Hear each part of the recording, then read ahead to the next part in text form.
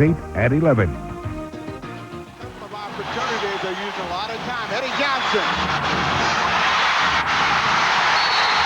It's over, and the Blazers win the game. An uphill fight all night long, but in the final seconds, the Blazers pull it out.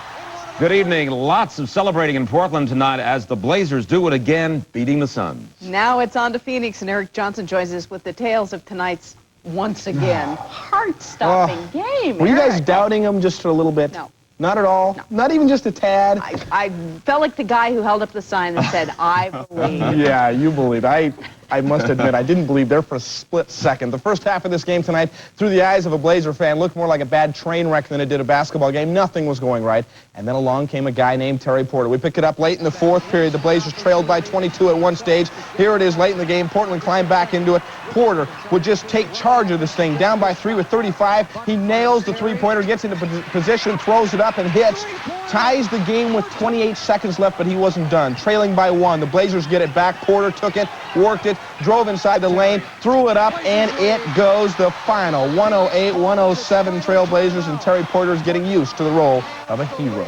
For us, let us know that, I don't care what kind of lead they get, we can come back and win the ball game. I think it may hurt them a little bit, going home after giving up such a big lead here. Did it break the Suns' hearts?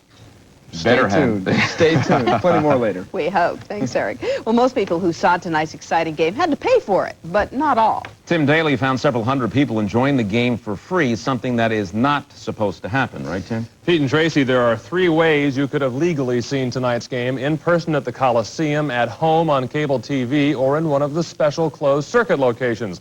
The Blazers control all those outlets and make good money from them.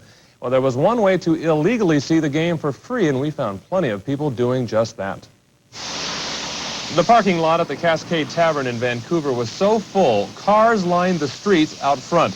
Why? Because the dish on top of the bar is taking in the satellite feed meant for viewers in Phoenix.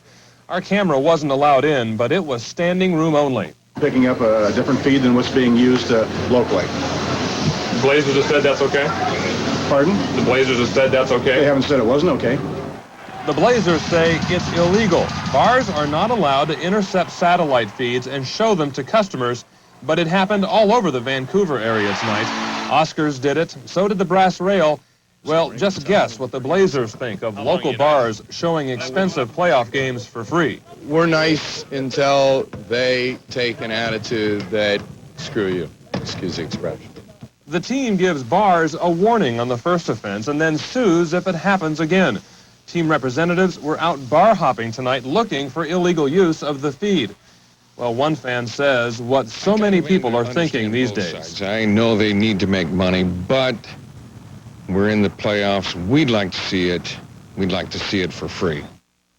Now, in most NBA cities, playoff games are provided on basic cable, so fans don't pay anything extra. But in Portland, it's $30 a game, which is why the bars attract such huge crowds. As you know, free is a very good price. And it is very expensive. Thanks, Tim. Well, Blazer fans heading to the game may have been slowed by an unexpected turn of events tonight. At least 5 fender benders slowed traffic to a crawl on Interstate 84.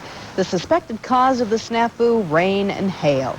Apparently, a downpour around 6:30 caught more than a few drivers by surprise. There were 2 accidents in the eastbound lanes and then 3 going west. It took just about an hour and a half to clear things up and get the cars moving again. In other news tonight, 2 employees of the Hannah Car Wash Company are hospitalized. One is in critical, the other in serious condition following a shooting incident at the Hannah Milwaukee facility today. The Hannah employees say that worker Gene Estes showed up this morning with a gun. The 48-year-old Estes then got in an argument with another employee, and then plant manager Corky Taylor tried to intervene. Gene flipped. He said he had a 45 that would take care of him. And he came in this morning, and from what I've heard, he told Dewey that he had a gun and to go find Ron because he was going to shoot him. And Dewey told Corky, and Corky confronted him and tried to talk to him, and Gene shot him in the head.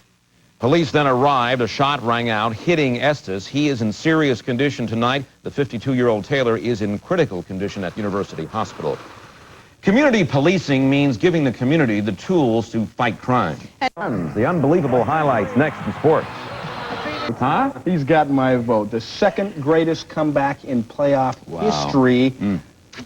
Where do I start? What can you say? The Western Conference Finals are no time to go into a team shooting slump, that's for sure, but it happened to the Phoenix Suns in Game 1. It happened right off the bat to the Portland Trail Blazers tonight. For a while, it was Brick City instead of Rip City.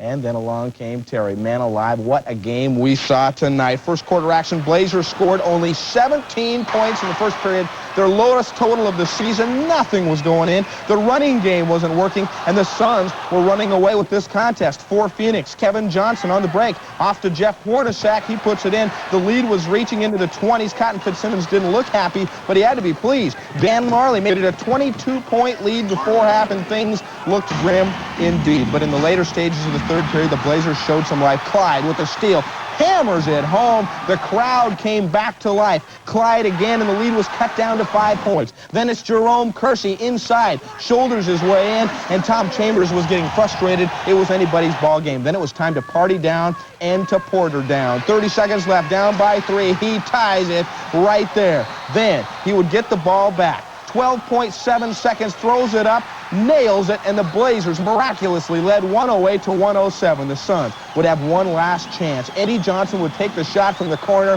Forget about it, Eddie. You're going home, but you're trailing 2 games to nothing. 108 to 107 the final, and when it was over, the Blazers' savior talked about putting this game right in his hip pockets. It's just so typical of this team. Mental toughness and their ability not to quit, and they never gave up, and they gave themselves a chance to win, and we made the shot at the end. The fans never quit on us, and they're the ones who brought us through this game tonight.